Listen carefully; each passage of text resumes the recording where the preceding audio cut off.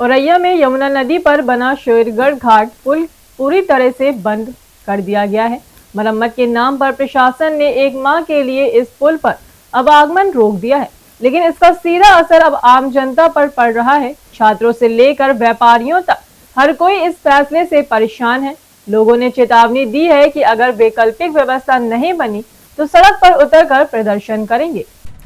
औरैया और जालौन जनपद से जोड़ने वाला शेरगढ़ घाट पुल 15 जुलाई से मरम्मत कार्य के चलते पूरी तरह बंद कर दिया गया है। प्रशासन की ओर से पहले ही इसकी सूचना दे दी गई थी, लेकिन विकल्प का कोई इंतजाम न किए जाने से लोगों में गहरा आक्रोश है। इस पुल के जरिए हर रोज हजारों लोग जालौन से औरैया आते जाते थे।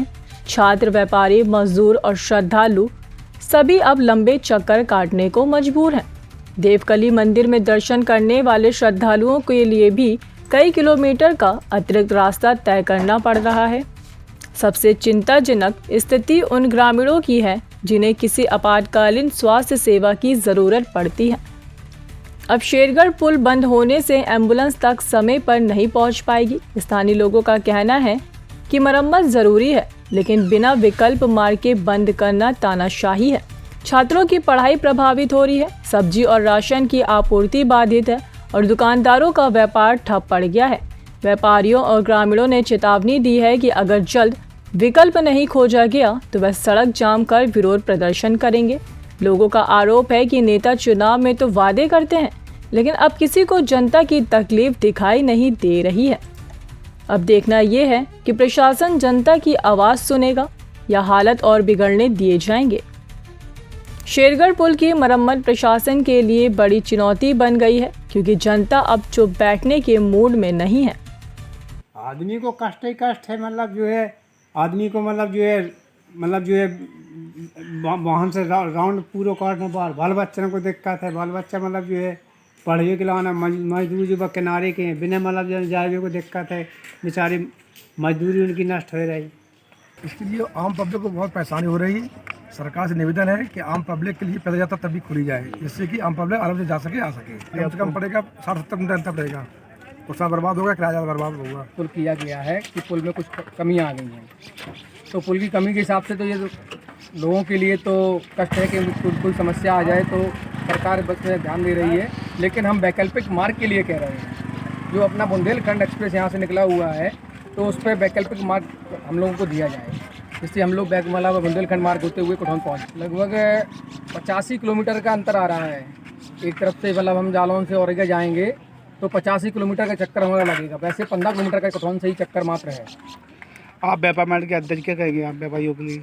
व्यापारियों के लिए हम ये कह रहे हैं कि उनकी सुविधाओं के लिए हमें उन सारा ट्रांसपोर्टिंग हमारे यहाँ औरैया है, जिससे माल का आवागमन हमारा होता रहे, जिससे कि माल वैकल्पिक मार्ग की हम सरकार से गुजारिश करेंगे कि वैकल्पिक मार्ग हमारा बनाए। पंडित रामासरे, जिला उपाध्यक्ष उत्तर प्रदेश उद्योग व्यापार मंडल कुठौन।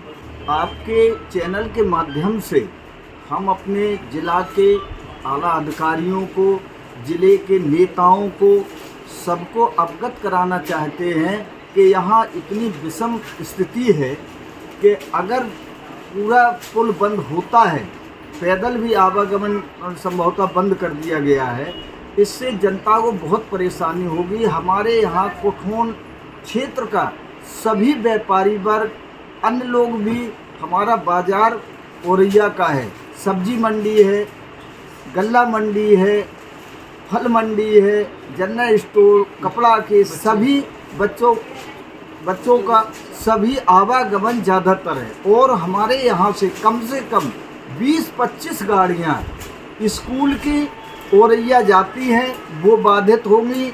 इसमें प्रशासन से निवेदन करना चाहता हूँ कि अगर एको वाला कट खोल दिया जाए तो इस विषम स्थिति में कुछ सुधार हो जाएगा। कट नहीं खुलता है तो कितने चक्कर पड़ेगा औरैया के जाने के लिए? अगर कट नहीं खुलता है तो 100 किलोमीटर का चक्कर पड़ेगा एक तरफ से। तो अगर बहुत परेशानी होगी। और कल का रक्षाबंधन है, हमारी बहनें बिटियां सभी आती हैं। अगर बाजार पुल बंद होता है तो ये त्यौहार भी खत्म हो जाए।